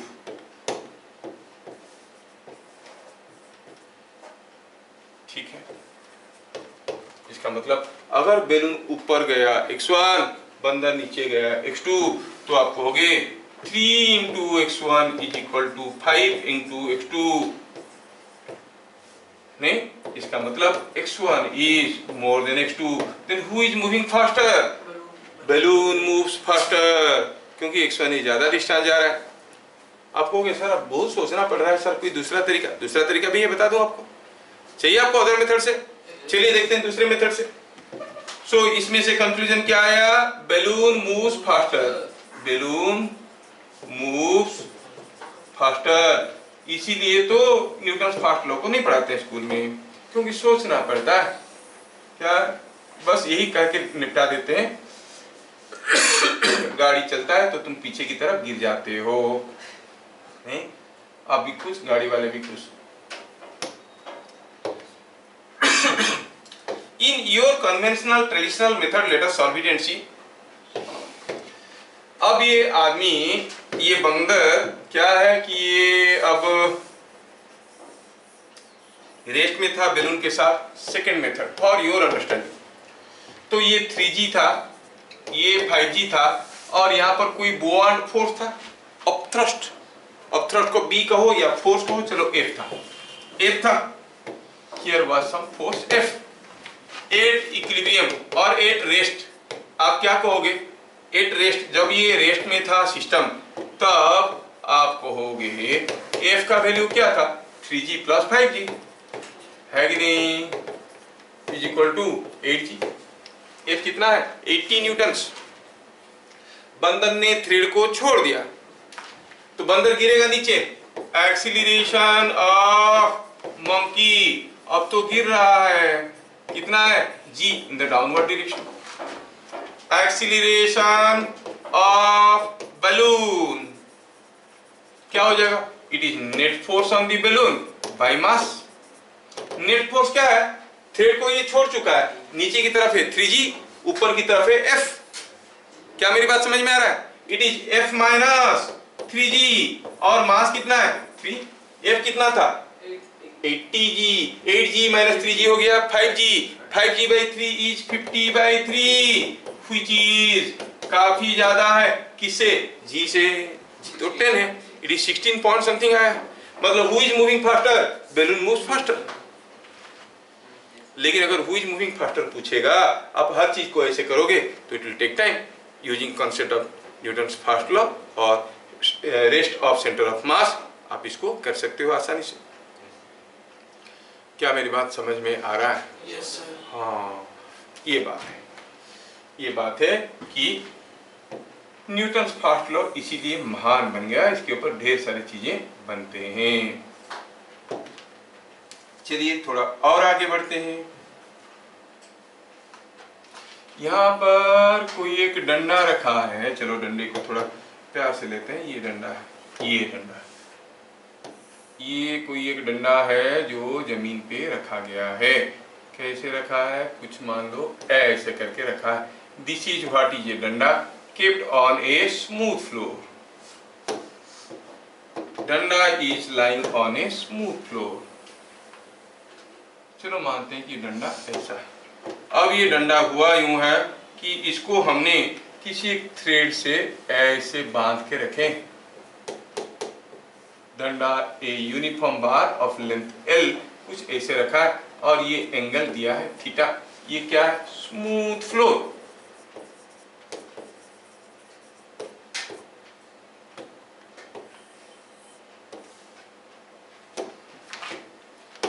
Question क्या है? When thread is cut, the uniform bar falls onto floor. अब ये गिरेगा, थ्रेड को काट देंगे तो पक्का ये गिरेगा। Find displacement of center of mass of displacement of lowest end of the bar।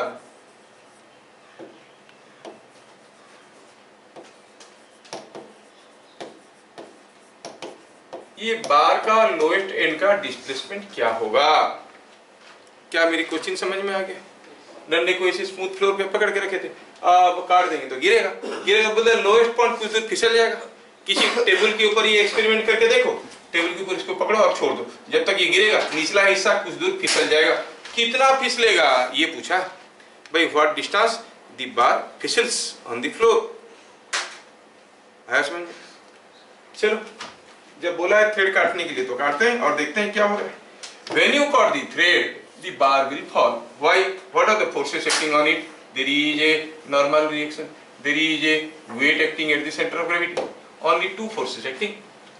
The bar moves under the influence of two forces. एक नॉर्मल रिएक्शन है और एक ग्रेविटी है, and both of them are vertical forces. Vertical forces का resultant भी vertical ही होगा, नहीं? So it starts moving under the influence of vertical force. The body will move under the influence of vertical force. Body will move means what will move? Centre of mass. The centre of mass will move under the influence of vertical force, मतलब centre of mass will move vertically down and strike here. तो centre of मास आके यहाँ पे गिरेगा भैया। अगर centre of मास यहाँ पे गिरा, इसका मतलब रॉड का जो ये वाला हिस्सा है, कौन सा, सॉरी, रॉड का ये वाला जो हिस्सा है, मिडिल वाला हिस्सा, वो आपको यहाँ पे मिलेगा। The middle part of the rod will be somewhere here. क्या बात समझ में आ रहा है? क्योंकि उसका सेंटर ऑफ मास यहाँ पे गिरेगा। इसका मतलब ये पूरा डिस्टेंस कितना होगा, यहाँ से यहाँ तक का डिस्टेंस कितना होगा?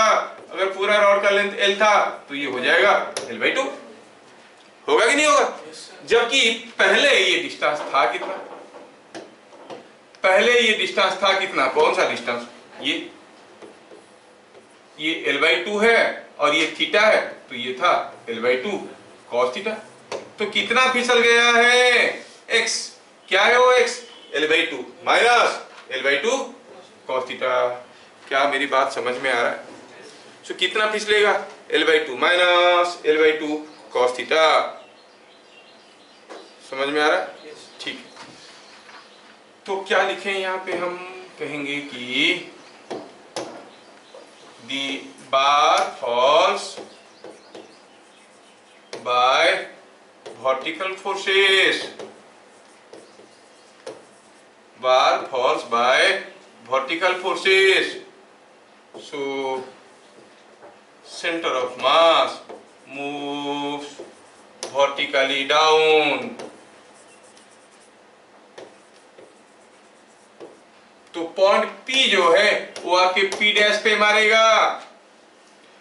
डिस्प्लेसमेंट ऑफ लोएस्ट एंड कितना हो जाएगा?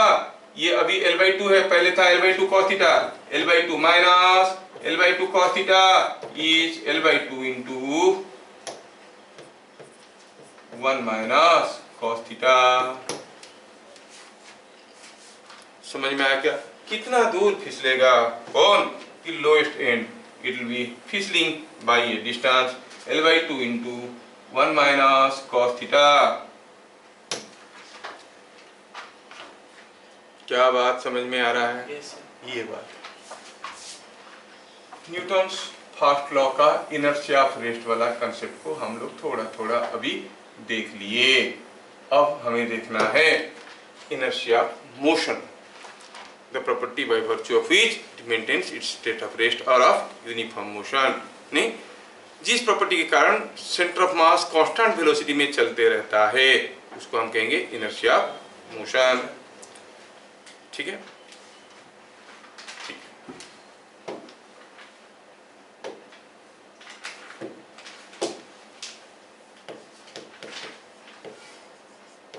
इनर्शिया ऑफ मोशन क्या कहता है कि the property of a body by virtue of which if it is moving, its center of mass keeps moving along a straight line and with a constant velocity as long as no external unbalanced force is applied। है कि नहीं? Centre of mass constant velocity में जाएगा। तो velocity of centre of मास पता कैसे करेंगे? तो इसको समझने के लिए हमें पहले समझना है velocity of centre of mass of A system. Direct आपको पूछा जाएगा find the velocity of centre of मास, तो आपको निकालना आना चाहिए क्या है वेलोसिटी ऑफ सेंटर ऑफ मास। देखो, आप जानते हो कि displacement of centre of mass from A line is given by summation of mi xi by summation of mi xi is the displacement of mi from the axis.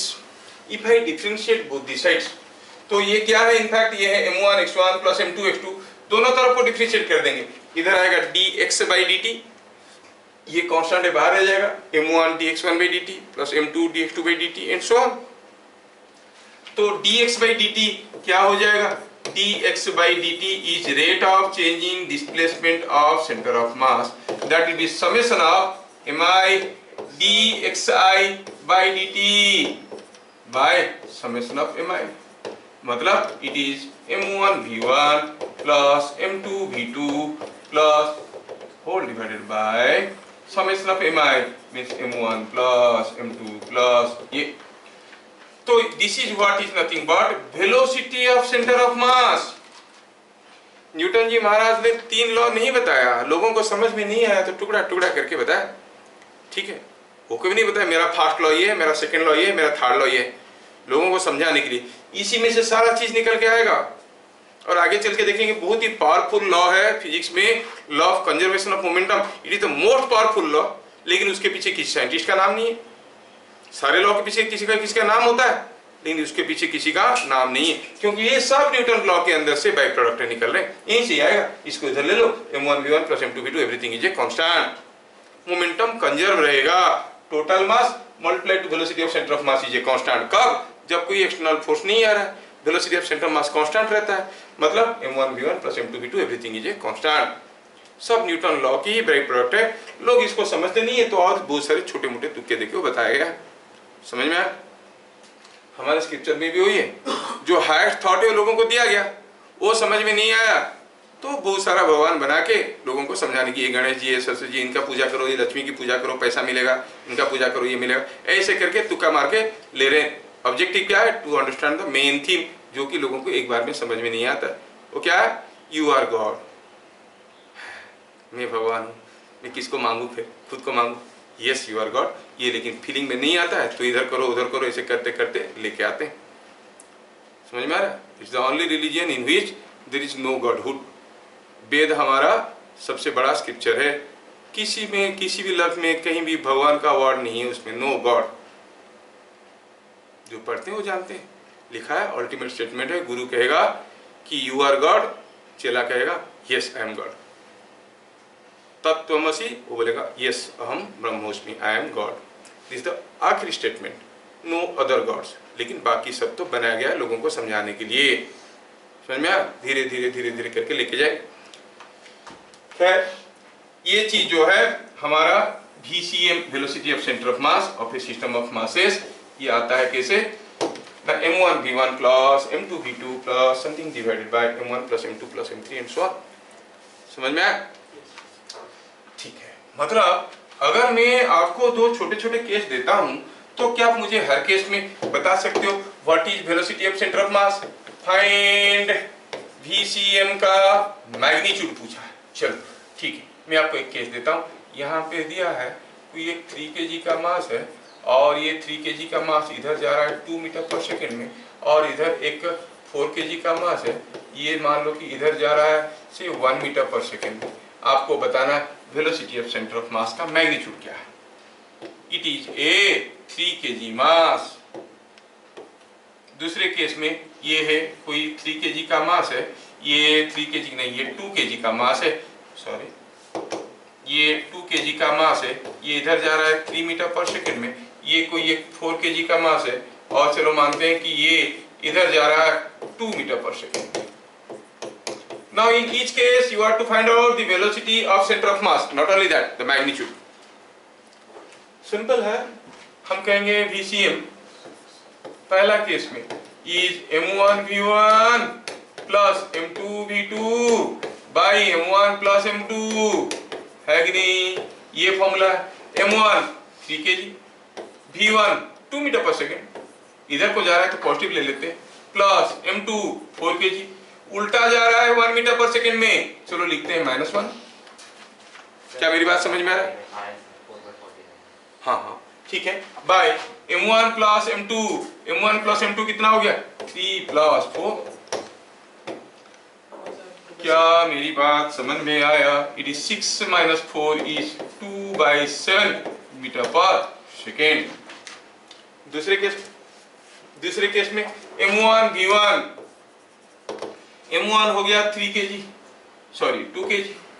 And moving with 3 metre पर second, और ये अलग अलग direction में जा रहे हैं, तो चलो लिखते हैं ना 3 i कैप, कोई तकलीफ नहीं।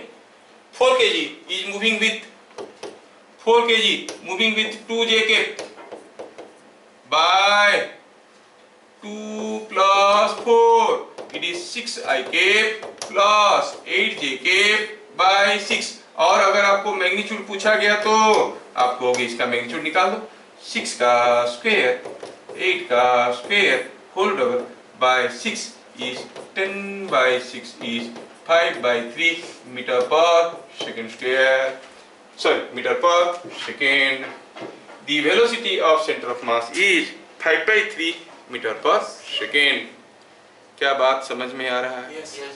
तो remember when you are using this formula m1 v1 plus m2 v2 by m1 plus m2, you must not forget that your v1 v2 etc are vectors.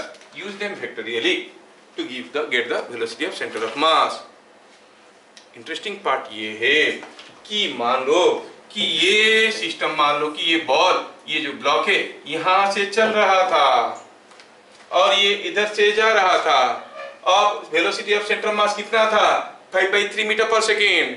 अब क्या हुआ, यहाँ पर आने के बाद ये भी पहुंच गया, दोनों में टकराव हो गया। सपोज टकराव हो गया, ये 3 kg वाला इधर फेंका जाएगा, 2 kg वाला किसी दूसरे डायरेक्शन में फेंका जाएगा। They will move in different directions. लेकिन अगर मैं उनको एक सिस्टम मान लेता हूं तो उनके बीच में जो भी मारपीट हुआ वो तो अंदर की बात है, बाहर से कुछ फोर्स आया नहीं, तो वेलोसिटी ऑफ सेंटर ऑफ मास वही रहेगा। मतलब 3 kg कुछ वेलोसिटी में, 2 kg कुछ वेलोसिटी में इधर जाएगा, ये 4 kg कुछ दूसरे वेलोसिटी में इधर जाएगा, लेकिन वेलोसिटी ऑफ सेंटर ऑफ मास निकालोगे तो वही मिलेगा जो पहले से था। जिस डायरेक्शन में था उसी डायरेक्शन में रहेगा, जितना था उतना ही रहेगा। ये है importance of the law. Even after टकराव होने के बाद भी velocity of centre of mass is not going to change. अभी इसका वेलोसिटी ऐसा है, इसका वेलोसिटी ऐसा है, मतलब सेंटर ऑफ मास का वेलोसिटी कुछ ऐसा है। ये दोनों अगर एक दूसरे को टकराए, ये इधर फेंका गया, वो उधर फेंका गया, उसके बावजूद आप देखोगे सेंटर ऑफ मास उसी डायरेक्शन में जा रहा है, उतनी ही स्पीड में जा रहा है। It will not change its velocity. Direction of velocity of center of mass will remain constant. ये है न्यूटन्स फर्स्ट लॉ। समझ में नहीं आया? आया नहीं आया? हाँ, गाड़ी चल रहा था, रुक गए तो आगे की तरफ गिर जाओगे, है ना? वो डिपेंड करता है आगे कौन खड़ा है, पीछे कौन खड़ी है कि नहीं? उसके हिसाब से हम आगे पढ़ेंगे कि पीछे पढ़ेंगे, डिपेंड करता है। क्यों हूँ? और तेरा सेंटर मास भी कहाँ है, गिरेंगे कि नहीं गिरेंगे? कोई हिटमी है, ये जो हिटमी है देखो ना, उसका नीचे वजनदार चीज होता है, इसको अगर बॉस में खड़ा करोगे ये गिरेगा क्या? क्यों नहीं? क्योंकि उसका सेंटर मास तो नीचे नहीं। बॉस ब्रेक लगाए और झूलते रहेगा लेकिन हरदम खड़ा रहेगा, इसलिए तो ये नहीं गिरता है कभी। बॉस में नहीं गिरता ना, नहीं गिरता। ये एक लड़का है जो कभी गिरता नहीं है बॉस में। Centre of mass is close to ground. चलना फिरना शुरू करो यार, अपना सेंटर मास ऊपर उठाओ। क्या नाम नहीं बोलेंगे, रिकॉर्ड में आ जाएगा ना किसके नाम में बोल रहे हैं। और सब सोच रहे होंगे कौन है जिसका सेंटर ऑफ मास जमीन के पास है। ठीक है, तो आज की क्लास में हम लोग इतना पढ़ते हैं, फिर हम लोग अगले क्लास पढ़ेंगे इसको, और थोड़ा सा बाकी रह गया। It will take another say 30-40 minutes to understand what is velocity of centre of mass, acceleration of centre of mass, and next class we shall start with Newton second law, जो बहुत इंपॉर्टेंट है। अगले class में हम लोग Newton second law का theory को पूरा देख लेंगे। उसका नेक्स्ट क्लास में न्यूमेरिकल, हम न्यूमेरिकल देंगे, आप करके आओगे फिर इसको करेंगे। ठीक है, फिर मिलेंगे अगले क्लास। तब तक के लिए जय हिंद। जय हिंद सर।